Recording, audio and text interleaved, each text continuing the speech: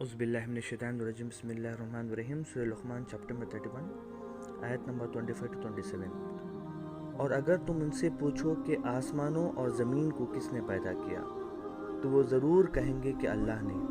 कहो कि सब तारीफ़ अल्लाह के लिए है, बल्कि इनमें से अक्सर नहीं जानते। अल्लाह ही का है जो कुछ आसमानों में है और ज़मीन में है। बेशक अल्लाह बेनियाज है, खूबियों वाला है।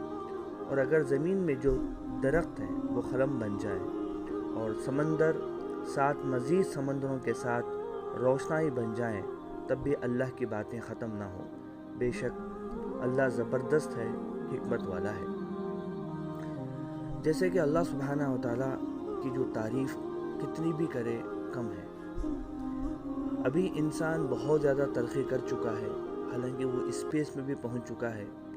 बहुत से टेलीस्कोप के ज़रिए से बहुत सी चीज़ों को जो है मालूम भी किया है और माइक्रो लेवल की चीज़ों को भी उसने कुछ चीज़ें मालूम भी की हैं। इसके बावजूद भी कोई भी इंसान ये नहीं कह सकता कि मैंने सब कुछ मालूम कर लिया, क्योंकि इतनी सारी जो नॉलेज है, इतने सारे जो अक़साम मालूम करने के बावजूद भी उसका जो नॉलेज है वो 1% से ज़्यादा नहीं है। और समंदर के अंदर और भी जो है जानदार मौजूद हैं, और ज़मीन के अंदर और ज़मीन के ऊपर बहुत सारी चीज़ें ऐसी हैं जो आज तक हमें पता नहीं है। आसमान के ऊपर खुला के अंदर कितनी गैलेक्सी हैं, उसके अंदर कितने प्लैनेट्स हैं और हर प्लैनेट को कितने मून हैं और उसका काम क्या है, उसके अंदर कौन है, इसके बारे में भी इंसान अभी तक पता नहीं कर सका।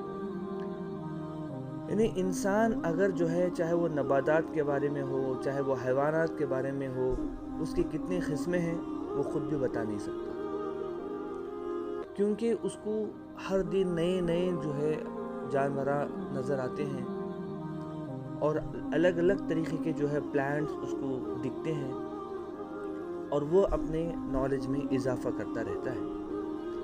यहाँ तक कि जो ज़मीन जो रेत है उसकी माहियत क्या है और समंदर के अंदर क्या क्या चीज़ें अवेलेबल हैं और कैसे कैसे मादनियात हैं, इसका भी इंसान को पूरी तरीके से इल्म नहीं है। अब अल्लाह की जो अज़मत और अल्लाह की जो तारीफ़ के लिए अगर जितने भी दरख्त है अगर उसको खलम बना लिया जाए और समंदर का जितना पानी है उसको मल्टीप्लाई करके 7 टाइम्स अगर जितना भी समंदर का पानी है उसको एज ए इंक जो है उस पेन में डाल के लिखना शुरू करें तो ये पूरा जो पानी जो इंक है समंदर और इंटू 7, अल्लाह यहाँ पर क्या फरमाता है कि समंदरों के जो पानी है और उसको अगर 7 टाइम उसको अगर बढ़ा भी दिया जाए तो इतना पानी अगर इंक हो जाए।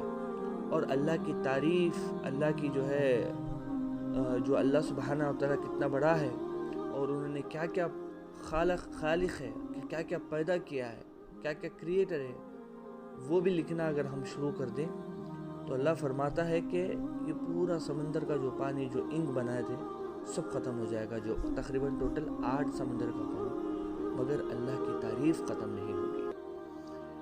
तो अल्लाह सुब्हानहू व तआला यहाँ पर पूछता है कि इतना बड़ा खुदा और तुम उसको कितना इज्जत देना चाहिए,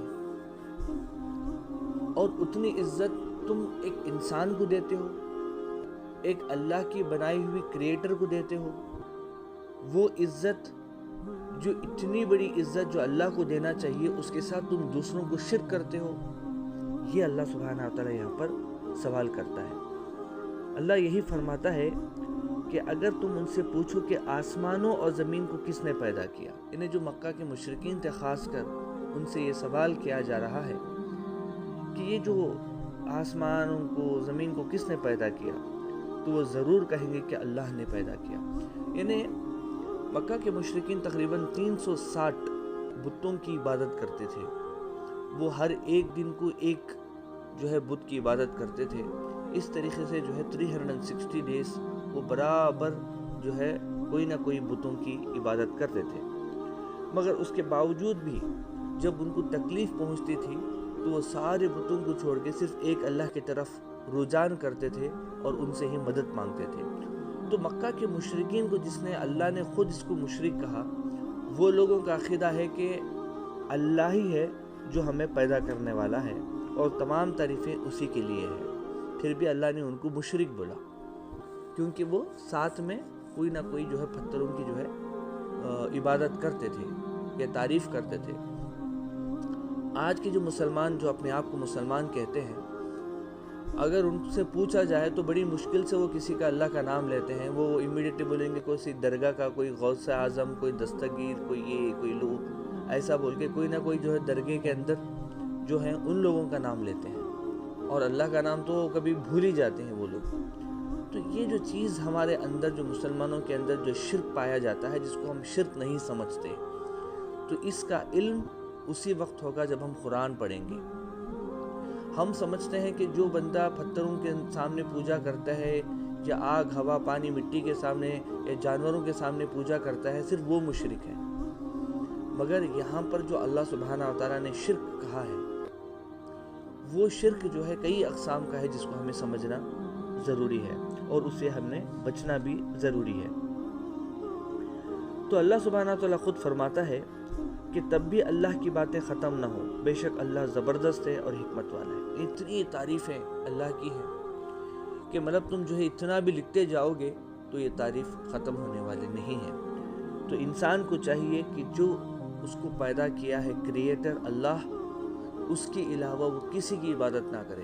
اگر وہ کرے گا تو ظاہر سے بات ہے کہ مطلب جو ہے کرنے کی وجہ سے اللہ سبحانہ و تعالیٰ جو ہے اس کو پنشمنٹ ضرور دے گا۔